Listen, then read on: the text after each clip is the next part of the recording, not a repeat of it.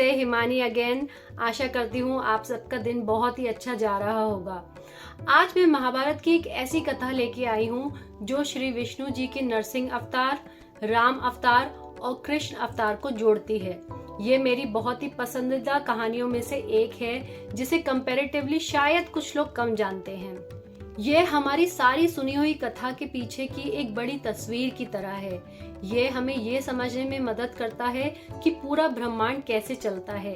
ये निश्चित रूप से जया और विजया की कहानी है। जया और विजया श्री विष्णु जी के निवास के दो द्वारपाल थे, यानी कि वैकुंठ लोक के द्वारपाल थे। भागवत पुराण के अनुसार 4 कुमार सनक, सनानंद, सनातन और सनत कुमार जो ब्रह्मा के मानस पुत्र थे, यानी कि ब्रह्मा जी के मन या विचार शक्ति से पैदा हुए पुत्र दुनिया भर में घूम रहे थे।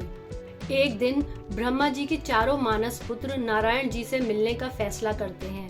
वो श्री विष्णु के उस अवतार के दर्शन करना चाहते हैं जो शेषनाग पर बैठे हुए हैं। सनत कुमार जया और विजया के पास जाते हैं और कहते हैं कि हमें अंदर जाने की आज्ञा दें।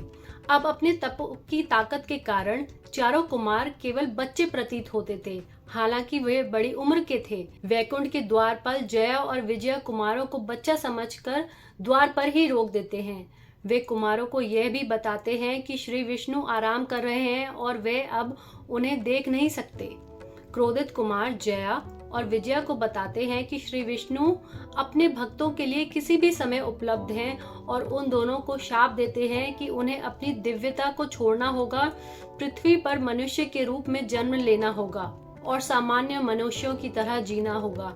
जब श्री विष्णु जागते हैं तो उन्हें पता चलता है कि क्या हुआ है और उन्हें अपने दोनों द्वारपालों के लिए खेद होता है, जिन्हें महान सनत कुमारों द्वारा सिर्फ अपना कर्तव्य निभाने के लिए शाप दिया जाता है। वे सनत कुमारों से माफी मांगते हैं और अपने द्वारपालों से वादा करते हैं कि वे जीवन और मृत्यु के इस चक्र से गुजरने में उनकी मदद करने के लिए अपनी पूरी कोशिश करेंगे। श्री विष्णु सनत कुमारों के अभिशाप को सीधा मिटा तो नहीं सकते, लेकिन वे उनके सामने 2 विकल्प रखते हैं।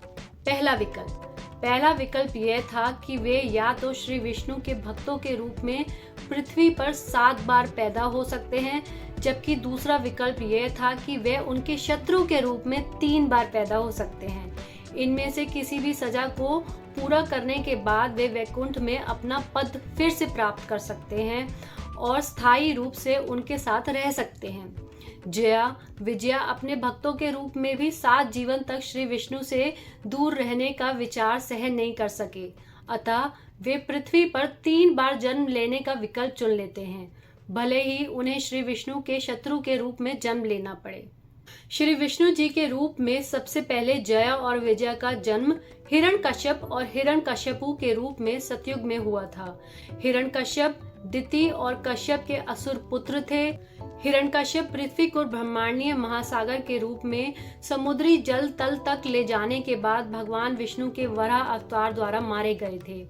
इस प्रक्रिया में विष्णु जी ने हिरण्यकश्यप को मार डाला जो उन्हें बाधित कर रहा था। यह लड़ाई 1000 साल तक चली। उनका एक बड़ा भाई भी था जिसका नाम था हिरण्यकश्यपु। हिरण्यकश्यपु ने तपस्या करने के बाद अविश्वसनीय रूप से शक्तिशाली और अजय बनाने की शक्तियां प्राप्त कर ली थी। बाद में श्री विष्णु के नरसिंह अवतार द्वारा हिरण्यकश्यपु का वध कर दिया गया। अगले त्रेता युग में जय और विजय का जन्म रावण और कुंभकर्ण के रूप में हुआ था और भगवान विष्णु ने श्री राम के रूप में उनका वध कर दिया। और द्वापर युग में अंत में जय और विजय का तीसरा जन्म शिशुपाल और दंत वक्र के रूप में हुआ और श्री विष्णु श्री कृष्ण के रूप में प्रकट हुए और उन्हें फिर से मार डाला। इसलिए जैसे जैसे वे एक जीवन से दूसरे जीवन में जाते हैं, वे अधिक से अधिक भगवान के करीब आते जाते हैं और अंत में वैकुंठ में वापस चले जाते हैं।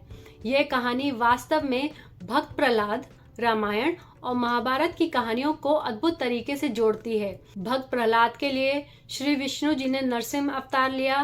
रावण और कुंभकर्ण के वध के लिए श्री विष्णु जी ने राम के अवतार लिया और कृष्ण अवतार में श्री विष्णु जी ने शिशुपाल और दंत वक्र का वध किया।